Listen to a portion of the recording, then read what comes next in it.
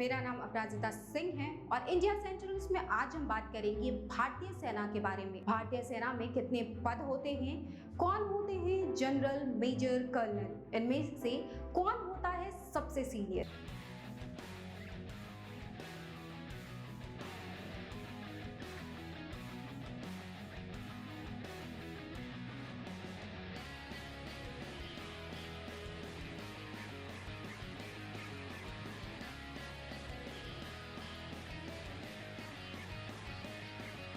भारतीय सेना देश की सुरक्षा के लिए हमेशा बॉर्डर पर खड़ी रहती है और आपातकालीन स्थितियों के लिए हमेशा तत्पर रहती है। भारत में सेना के 3 अंग हैं: भारतीय थल सेना, वायु सेना और भारतीय नौसेना। ये तीनों सेनाएं देश को जल, जमीन और आसमान के साथ ही चारों ओर से सुरक्षित रखती हैं। भारत के राष्ट्रपति थल सेना के सुप्रीम कमांडर होते हैं।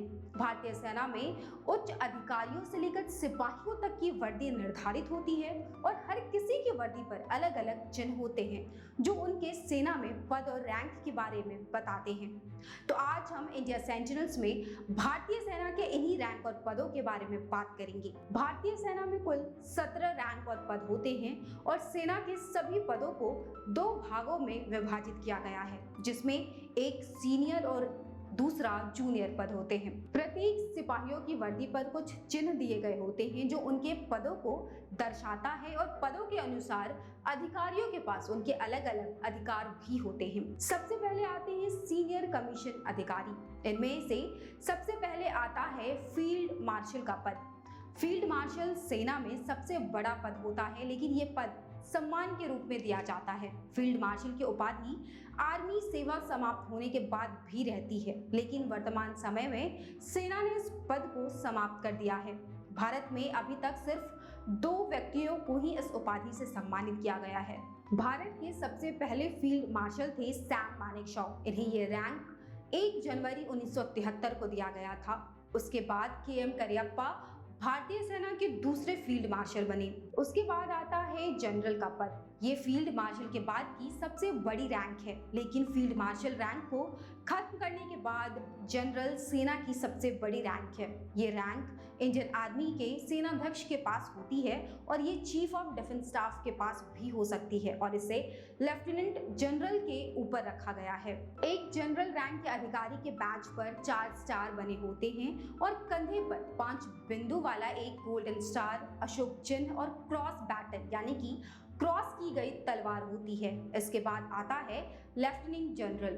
ये जनरल रैंक के बाद की रैंक होती है और मेजर जनरल से बड़ी होती है। लेफ्टिनेंट जनरल अधिकारी के बैच पर 3 स्टार होते हैं और कंधे पर एक गोल्डन अशोक चिन्ह और क्रॉस बैटन लगा होता है। लेफ्टिनेंट जनरल के बाद आता है मेजर जनरल का पद। ये रैंक लेफ्टिनेंट जनरल के बाद की सबसे बड़ी उपाधि होती है। मेजर जनरल रैंक के अधिकारी के बैच पर एक गोल्डन स्टार और क्रॉस बैटन लगा होता है। ये डिवीजनों के कमांडर के रूप में काम करते हैं, जिनकी संख्या 10,000 और 16,000 सैनिकों के बीच होती है। ये चुनाव के लिए उस सैनिक की 28 साल की कमीशन सेवा जरूरी होती है। मेजर जनरल के बाद आता है ब्रिगेडियर। ब्रिगेडियर के बैच पर 3 स्टार और एक अशोक चिन्ह बना होता है। इस रैंक को पाने के लिए 25 साल की कमीशन सेवा जरूरी होती है। इसकी सेवानिवृत्ति की उम्र 56 साल है। ब्रिगेडियर के बाद आता है कर्नल का रैंक। एक कर्नल के कंधे पर राष्ट्रीय प्रतीक और 2 स्टार बने होते हैं। ये रैंक भारतीय नौसेना और वायु सेना के कैप्टन के बराबर होती है। इस रैंक को पाने के लिए 15 साल की सैन्य सेवा जरूरी होती है। इसी क्रम में कर्नल के बाद आते हैं लेफ्टिनेंट कर्नल। लेफ्टिनेंट कर्नल के बैच की बात करें तो इनके बैच पर राष्ट्रीय प्रतीक और एक 5 बिंदु वाला स्टार होता है। इसके लिए 13 साल की कमीशन सेवा और पार्ट डी पेपर को पास करना जरूरी होता है। लेफ्टिनेंट कर्नल के बाद आते हैं मेजर। ये कैप्टन से बड़ी और लेफ्टिनेंट से छोटी रैंक होती है।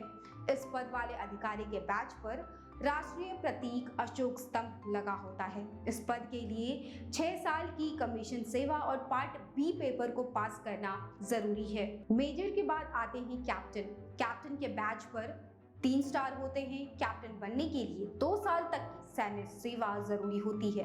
कैप्टन के बाद है लेफ्टिनेंट। सीनियर कमीशन अधिकारियों में सबसे छोटे और सभी जूनियर कमीशन अधिकारियों से लेफ्टिनेंट का पद बड़ा होता है। एक लेफ्टिनेंट अधिकारी के बैच पर 2 स्टार लगे होते हैं। अब बात करते हैं जूनियर कमीशन अधिकारियों के बारे में।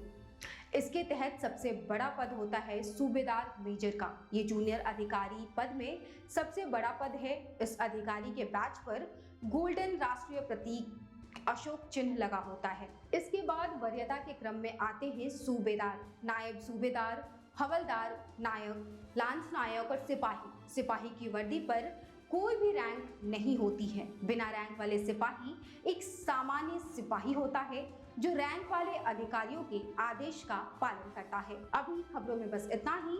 आगे सेना से जुड़े खबरों के लिए देखते रहें इंडिया सेंटिनल्स।